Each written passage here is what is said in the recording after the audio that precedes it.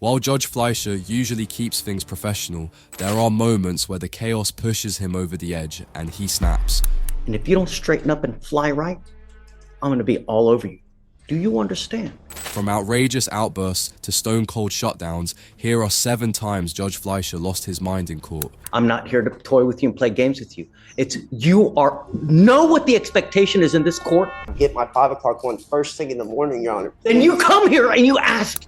Today in Judge Fleischer's courtroom, we've got a repeat performer who managed to skip not 1, not 5, but 19 court-ordered drug tests. And now, surprise, surprise, he's back in court. Absolutely no tolerance because we've had one issue after the other. Testing positive for here, doing that over there. We've literally let you go over and over and over. And there's absolutely no excuse for the missed blows. How many missed blows do we have? That's 19, Your Honor. That's 7. Within that 7 are included.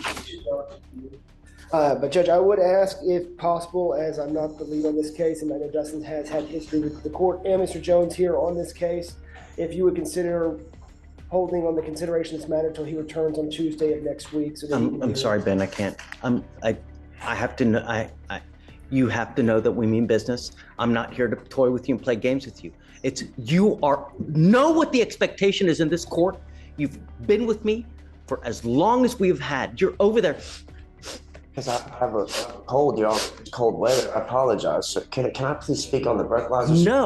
No. You know what the expectation is. You have 19 missed tests. That's it. I'm sorry, Ben, I can't.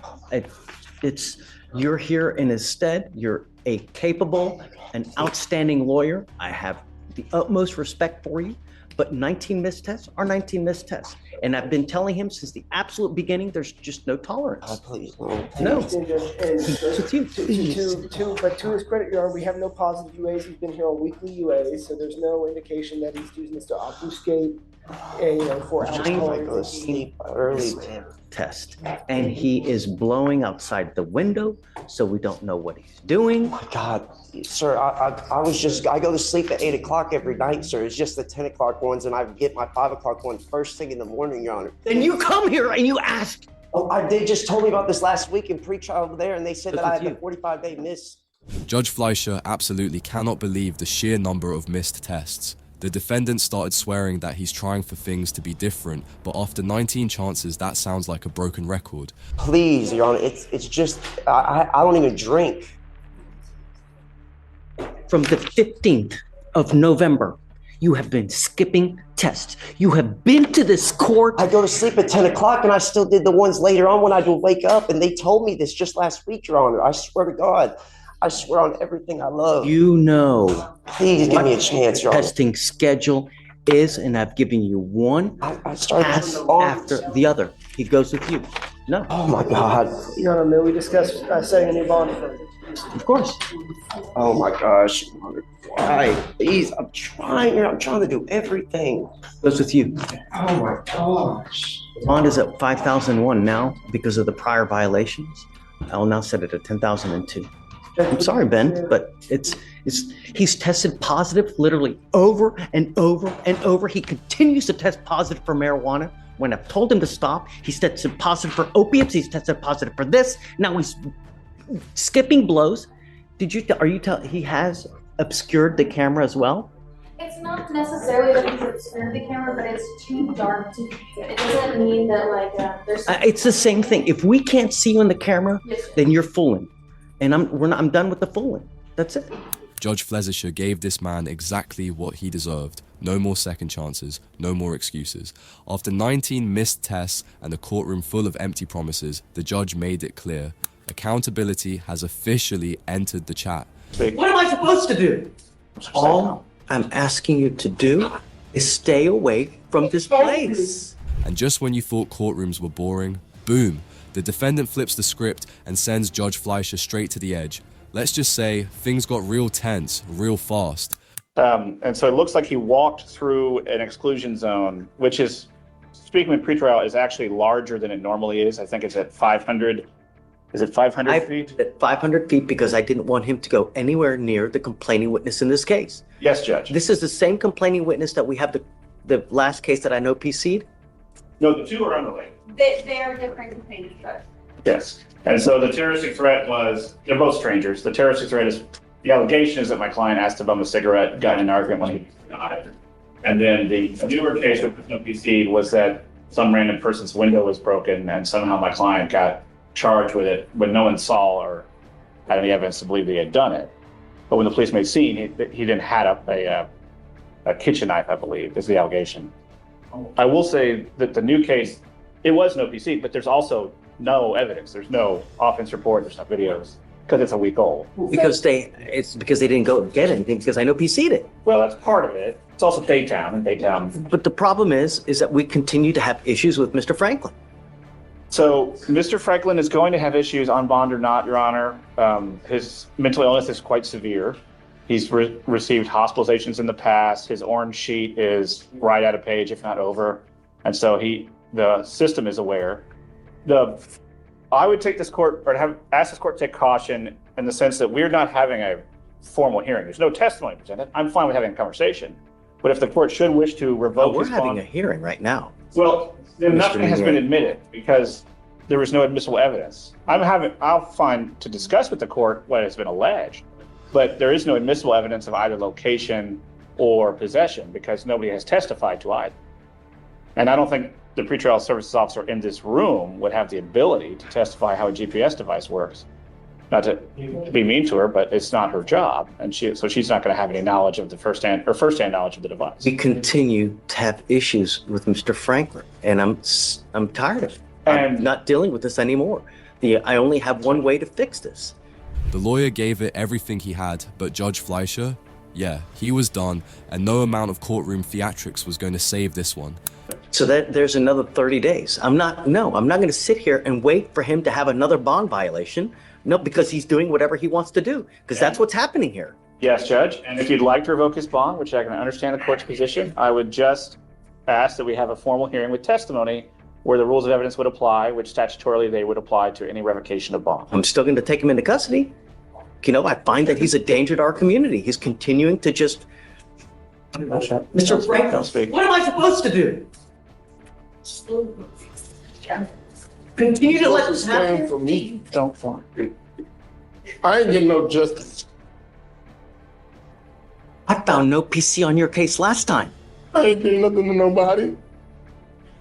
Stay calm, sir. All I'm asking you to do is stay away from this place. What I'm supposed to do? I'm trying to take care of my nieces and nephews, running back and forth to the store and stuff. What I'm supposed to do? What you want me to do? If you need things, we can... All I'm doing is the best I can. I'm not doing nothing to nobody. What you want me to do? I didn't have nothing to do with none of this. Listen. You ain't stopping nobody listen. from raping me.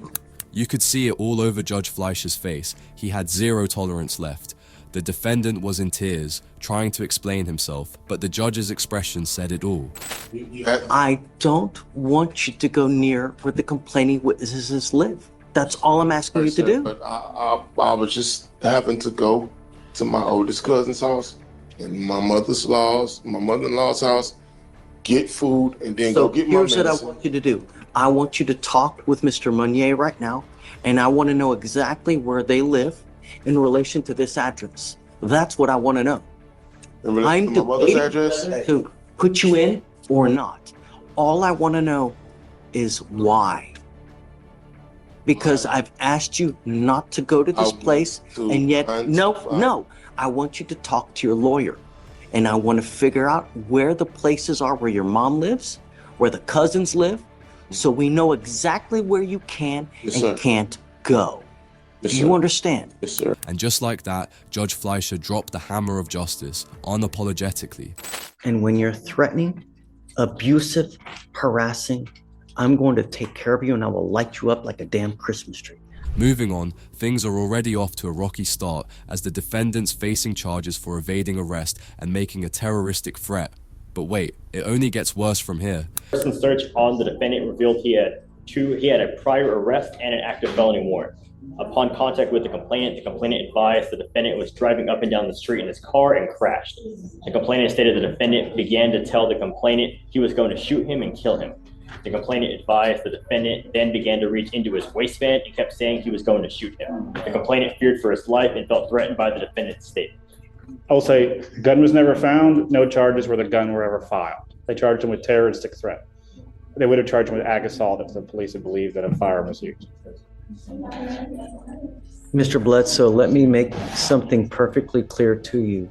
I will do everything in my power to protect my public at all costs. And I don't care if I have to make your bond $2 million. I'm going to do everything in my power to protect my public at all costs. Do you understand? Yes, I don't care who you are. I don't care where you come from. I don't care what, nothing. I want my county safe. You will be signing an affidavit with me today, promising me that you're not going to have any weapons whatsoever. And if I find that you have a weapon, I can have a contempt hearing. You're looking at 180 days in jail every time if you're caught with a gun. Do you understand? I'm sending you now for a drug test. I want to know what, if anything, is going to be in your system as well. I'm ordering you not to use alcohol or illegal drugs, and I'm going to test you like crazy. Do you understand? Yes, sir. What do you do for a living? I work for Leland Airmark Bakery. Okay, that's what you need to concentrate on. Working a lot so that your time is occupied. When you have too much time on your hands, you become self-destructive. Do you understand? Yes, sir. Do you have? Thank you. Do you have a Texas driver license? It's a yes or it's a no. Then you're not allowed to drive. On this affidavit, you will also be promising me that you're not going to drive. He's already got an open felony case, and he didn't stop there when it came to digging his own legal grave. I am also putting on this affidavit that you're not going to drive. Do you understand? Yes, sir. You're looking around, you're just heed this warning. Mr. Bledsoe, do you understand? Yes, sir. Yes, sir. I totally understand. And Judge, I don't believe there has been actually any evidence presented to warrant a bond revocation. She told me yesterday that there had been multiple threats. So, all right, to circle back, there's a couple things. In speaking with pretrial, I have not received any information about threats. I've received information about cursing and rude behavior. Yes, Judge. There was no threat of harm or anything like that. It was just more so attitude. He was making people in our office a little bit uncomfortable just with his demeanor and the things that he was saying, but none of it, to my knowledge, has been anything, putting anyone in danger, threatening danger, anything of that sort. This is where I have an open criminal case. You're to be humble and contrite. And when you're not, and when you're threatening, abusive, harassing, I'm going to take care of you and I will light you up like a damn Christmas tree. Do you understand? It is unacceptable, the behavior that you have displayed here with myself, with pretrial, with the people down over there. And if you don't straighten up and fly right, I'm going to be all over you. Do you understand? One false move again. This is not supposed to be a happy time for you. I will classify you as a danger, revoke your bond, and make it so high you will have teeth falling out. Do you understand? Yes, sir. Take a seat. Thank you, Judge. Oh no, he's still smoking weed then. I mean, if they told him not to use any kind of illegal drugs, and he tested positive right now, give me the date, please. Come up, Mr. Bledsoe. You're not off the hook yet.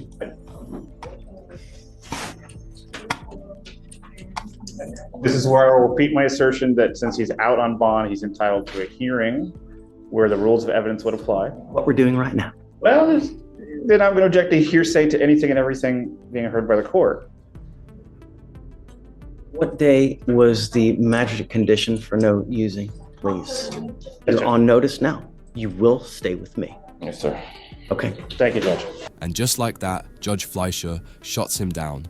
Let's just say he offered a lifeline, but wrapped in a verbal smackdown. The whole courtroom felt it. I recommended that he get started with some therapy. Yeah, I'm going to help you get started with that therapy right now. Guess what happens? Guess. Well, that wasn't the only time a repeat offender entered the courtroom acting like he was in the right. Spoiler alert, he wasn't, and Judge Fleischer made sure he got a crash course in who really calls the shots. You were in here the other day, and you were acting like it's all little bunnies jumping in the woods, all happy-go-lucky, knowing full well that you had a ton of bond violations. You were to have a curfew from 10 p.m. to 6 a.m. You have 1, 2, 3, 4, 5, 6. 4:30 in the morning? That was brutal, but with 13 violations under his belt, it was bound to happen. Judge Fleischer didn't hold back, and honestly, someone had to say it. Show me the money. Otherwise, it's not going to go well for you today, Miss Dixon. Next up, we've got a defendant already out on bond for who knows what, and let's just say her behavior in court isn't exactly helping her case. When it comes to making a good impression, she's definitely missing the mark. In this life, you are only as good as the proof that you don't have. Judge, the instructor, I got an email from him that she sent me saying that she's been going to the classes and that class was canceled on the 4th yesterday. But she did, attempt to go to the class. So she's been going. She did already take a test, and this is one where she did fail the first test. So she's been working on it. It's not enough. I mean, here we are. How many resets have we had? We've had 1, 2, 3, 4, 5, 6, 7, 8, 9, 10, 11 resets since May. You're now in December. You have had 5 to 6 months. Show me the money. Otherwise, it's not going to go well for you today, Miss Dixon. Show me. 5 to 6 months. Are you playing Candy Crush? What's going on over there? I'm trying to text him. Texting who? The instructor. Like, what I'm supposed to show you? Because I don't have no proof. Like, I don't have nothing. Tell me, what have you done? I went to the class. Okay. Which class did you go to? The GED resource. Okay. And because the way I understand it, there are different modules that you do. You do science, you do language arts, you do math, you do, and whatever else it may be. You go through each section, you complete it, take a test, and then when you're done with everything, you take an overall test, and then you get a diploma. That's not what have you done? Basically explaining how everything's going to go, and I was going to finish everything else Wednesday when I was going to go, but the class was canceled. Who is the provider that you have? His name is... Grab me a phone number, because I'd like to call them right now. Judge Fleischer just pulled a move nobody saw coming. He called the provider himself to get to the bottom of things. Now that's called taking justice into your own hands.